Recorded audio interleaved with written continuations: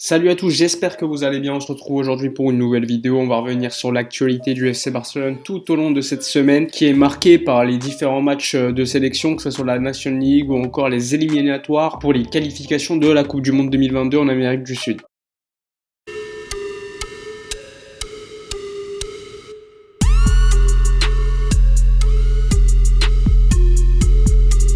Alors, comme vous le savez probablement, ce samedi, le FC Barcelone va affronter Getafe à l'extérieur. Donc Getafe qui est une excellente équipe, surtout depuis 2-3 ans, avec l'arrivée notamment de Bordalas, une équipe très défensive, très solide, et qui a notamment fait un très beau parcours en Europa League cette année. Et problème pour Koeman, donc semaine compliquée qui va l'attendre, parce que jusqu'à jeudi, il n'aura pas tous les internationaux à sa disposition. Il aura très peu de temps pour se préparer au match contre Getafe. Ce qu'il faut savoir, c'est que Lionel Messi, par exemple, il sera l'un des derniers à revenir de sélection, puisqu'il dispute un match ce mardi contre la Bolivie à La Paz. Et donc ça sera jusqu'à jeudi, lors de la séance prévue à 17h30, que Messi rejoindra la dynamique de groupe pour s'entraîner avec tous ses coéquipiers. Et donc logiquement, il aura fait que 2 entraînements avant le match contre Getafe. Il faut pas non plus oublier que Lionel Messi avec l'Argentine, il joue à 3000 mètres d'altitude, donc ça va être un match très compliqué contre la Bolivie. Donc logiquement, il pourrait être encore plus fatigué. Il y a plus d'efforts à faire quand tu joues en hauteur, en altitude. Et donc de manière rationnelle, il serait pas impossible de voir par exemple Lionel Messi commencer le match contre Getafe tout simplement sur le banc. Plus de cela, 4 jours plus tard, tu as les débuts en Ligue des Champions au Camp Nou contre le club hongrois Ferencváros. En plus de cela, cette semaine-là, tu auras le Classico contre le Real Madrid au Camp Nou. Donc évidemment, le match contre Getafe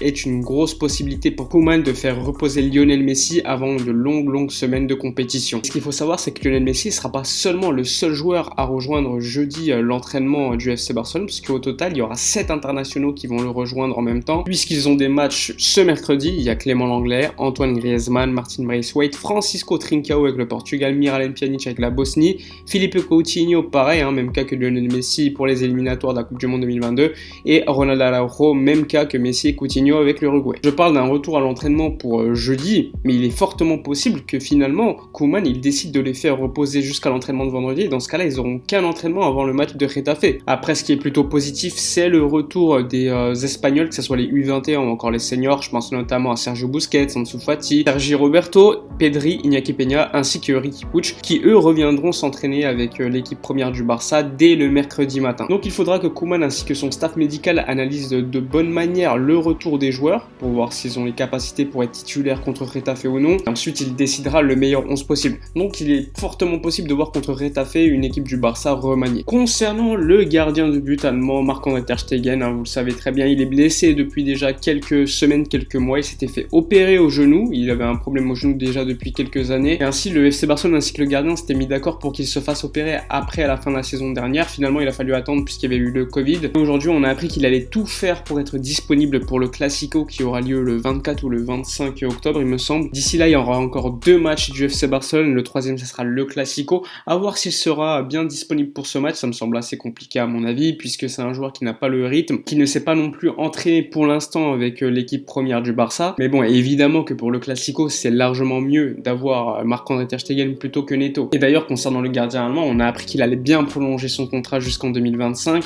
On a même appris le salaire qu'il allait potentiellement toucher.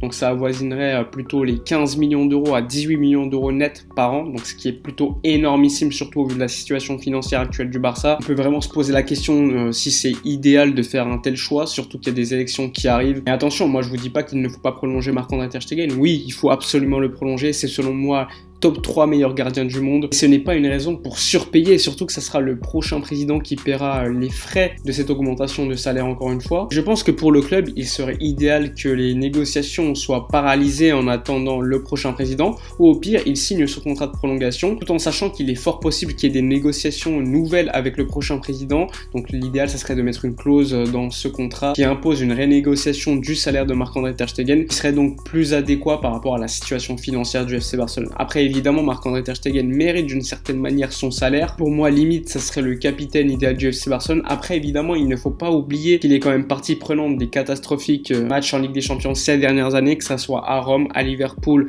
ou encore une fois contre le Bayern Munich cet été. Alors oui, c'est pas le principal responsable, mais quand je vois le match contre le Bayern, on dirait qu'il s'en foutait de prendre des buts à la fin. Donc, je pense que oui, Marc-André Ter Stegen est un capitaine, il a toujours agi en tant que capitaine, mais il n'est pas parfait non plus. Je pense que le Barça ne devrait pas payer ses joueurs autant d'argent d'argent, même si c'est des joueurs comme Marc-André ter Stegen qui sont selon moi les meilleurs au monde. Quand tu joues au FC Barcelone, tu as déjà le plaisir de dire que tu joues au Barça, qui est un plus gros club du monde, donc pourquoi en plus de ça surpayer? Oui, tu peux le payer 14-15 millions d'euros net par an, mais aller jusqu'à 18-19, c'est énormissime selon moi. Donc on va suivre tout ce qui va se dérouler durant cette prochaine semaine. Il n'est pas impossible que son officialisation de prolongation de contrat soit faite lors des prochains jours, il faudra suivre, mais je pense quand même que son salaire est beaucoup trop élevé. Encore une fois, d'une certaine manière, ça pourrait être une décision à long terme qui serait catastrophique pour le FC Barcelone. Sans comparer, ça me ferait penser d'une certaine manière à la prolongation de contrat de Samuel Umtiti, qui a obtenu le jackpot il y a quelques années. Il a prolongé jusqu'en 2023, il me semble, et maintenant on voit qu'il ne joue plus parce qu'il est blessé. Autre dossier qu'il faudra suivre lors des prochains mois, prochaines semaines, ça concerne David Alaba, le joueur du Bayern Munich.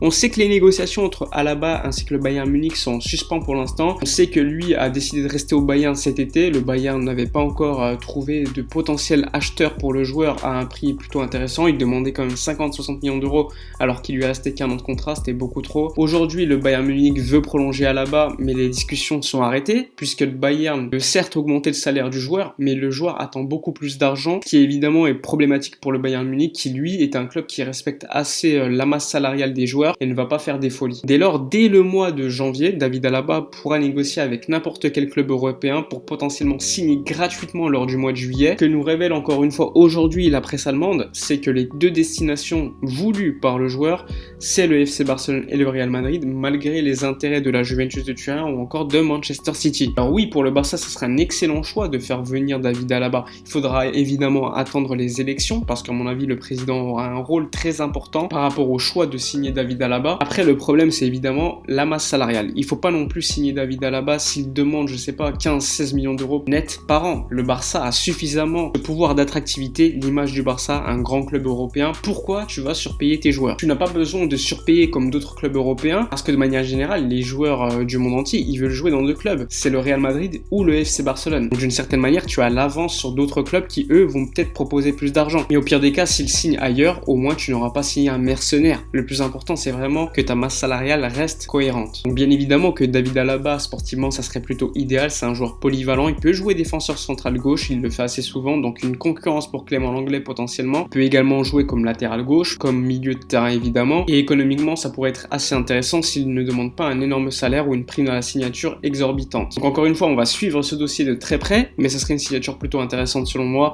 si tous ces critères sont respectés. Sinon, concernant les élections, on a également appris que Tony Nadal, l'oncle de Rafael Nadal, le tennisman, allait bien soutenir Victor Font pour les élections de 2021. Élections de 2021 qui pourraient être avancées. Il faudra évidemment attendre le référendum qui pourrait normalement avoir lieu lors du week-end du 31 ou le 1er novembre. Évidemment, si les résultats sont positifs pour la destitution de cette direction, il y aura des élections qui seront avancées, donc ils n'auront pas lieu en mars, mais plutôt lors du mois de janvier ou février. Ça change énormément de choses parce que le président entrerait en fonction directement et n'attendrait pas le mois de juillet pour entrer en fonction. Évidemment, c'est beaucoup mieux, il faut limiter au plus la casse et cette direction actuellement, elle est en train de gérer le club d'une manière catastrophique. Enfin bref, j'espère que la vidéo vous a plu, n'hésitez pas à vous abonner à la chaîne, à liker, à partager, à commenter, à donner vos avis concernant David Alaba ou encore du 11 qu'il faudra mettre en place contre Getafe. Moi, je vous dis à bientôt pour une prochaine vidéo et d'ici là, comme d'habitude, portez-vous bien.